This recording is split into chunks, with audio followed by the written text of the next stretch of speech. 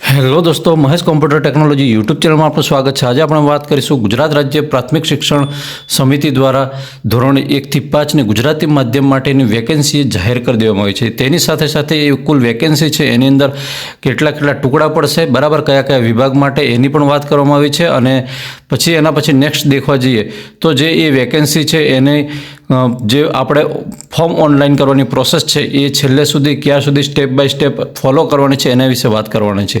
તો આપણી ચેનલ પર નવા હોય તો ચેનલને સબસ્ક્રાઈબ કરજો, વિડીયો ગમે તો વિડીયોને લાઇક કરજો। આપણને ખબર જ છે કે હાલ ટેટ 1 લેવાઈ હતી અને આપણે ઘણા ઉમેદવારોએ ગાંધીનગર બી પહોંચી ગયા હતા, આવું બન્યું હતું, બરાબર। આપણો મુખ્ય પ્રોબ્લેમ શું હતો કે આપણે વય મર્યાદા છે એનો પ્રશ્ન હતો અને પછી શું છે કે ટેટની જાહેરાત એટલે કે વિદ્યા સહાયકની જાહેરાત આવી જાય, બરાબર। એટલે આ મને લાગે છે ત્યાં સુધી પાસ થયેલા સંપૂર્ણ ઉમેદવારો લેવાઈ જશે। હા, હવે વય મર્યાદાવાળો પ્રશ્ન આવે છે એટલે એમાં કંઈક છૂટછાટ થાય એવી આશા રાખીએ છીએ। હવે વધુ વાત ન કરતાં આપણે સીધા જતા રહીએ મૂળ ટોપિક ઉપર, બરાબર। તો અહીંયા જતા રહીએ વિદ્યા સહાયક ભરતી છે વર્ગ 3, બરાબર। એનો જાહેરાત ક્રમાંક છે 1/26, બરાબર, 26ની પહેલી જાહેરાત છે, બરાબર। એમની અંદર દેખવા જઈએ ધોરણ 1 થી 5ની ગુજરાતી માધ્યમની કુલ કેટલા લેવાના છે? 11,000 સમથિંગ। હવે 11,000 લેવાના છે તો 11,000 પૂરેપૂરા 11,000 જ કેટેગરીનો અહીંયા કોઈ પણ આંકડો આપવામાં આવેલો નથી કે કઈ કેટેગરીમાં કેટલા લેવાના છે, કઈ રીતના, બરાબર। પણ આમ ઓલ ઓવર દેખવા જઈએ તો કેટેગરી પ્રમાણે એનું વિભાજન કરો તો તમને આંકડો મળી જશે, બરાબર। આ 11,000 છે એને વિભાજન કરી દેશો, 1,000 માઇનસ કરી દેજો, બરાબર, 10,000ને લઈને કરજો, 11,000 કેમ એમ કહો છો તો એને હું આગળ તમને વાત કરી દઉં છું કે હાલ શું છે કે સરકારી પ્રાથમિક શાળાઓમાં જે આ બદલીના જિલ્લા ફેરબદલીના આ બધા કામગીરી ચાલુ છે, બરાબર।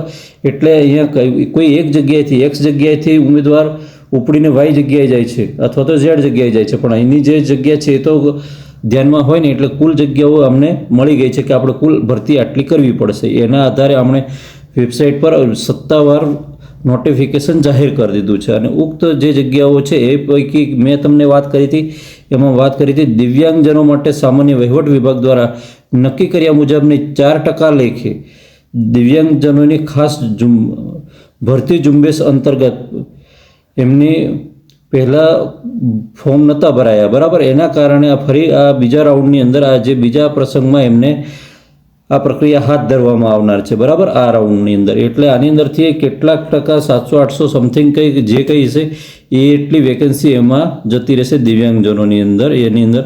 એટલે બાકી રહેતી બચેલી જગ્યાઓ છે, બરાબર, એ બચેલી જગ્યાઓ એની અંદર એ કહી શકાશે। હવે જ્યારે ત્યારે આપણે ખબર હોય તો જ્યારે ફોર્મ આપણે ભર્યું અને ટેટની એક્ઝામ આપી ત્યારે છેલ્લા વર્ષમાં હવે એ બાળક ઉમેદવારો પણ આપી શકે એવું કીધું હતું, બરાબર, છેલ્લા એની અંદર હોય।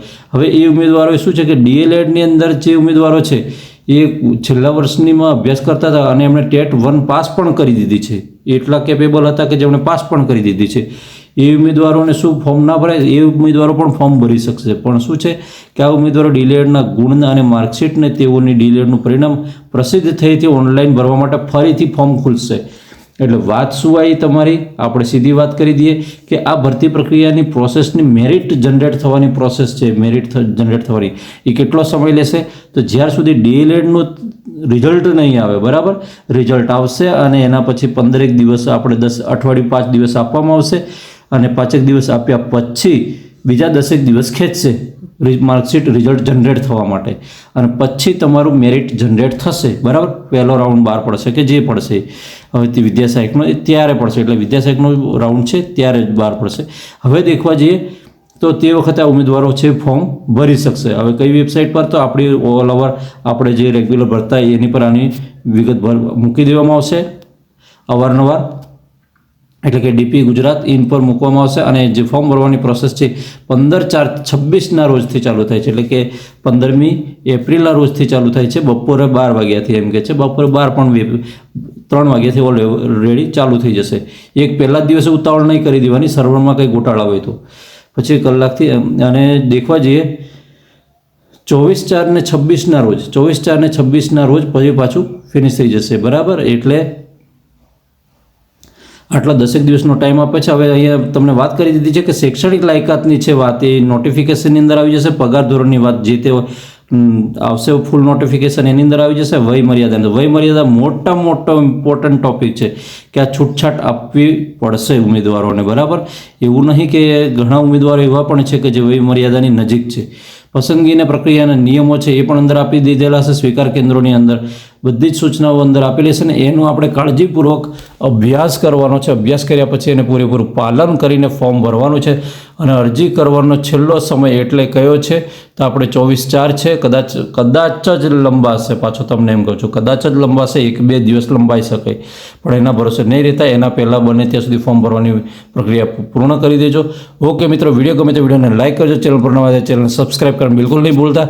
અને હા, તમારે આ PDF જોઈતી હોય તો હું ડિસ્ક્રિપ્શનમાં લિંક આપી દઈશ, ત્યાંથી તમે મેળવી શકો છો. જય હિન્દ.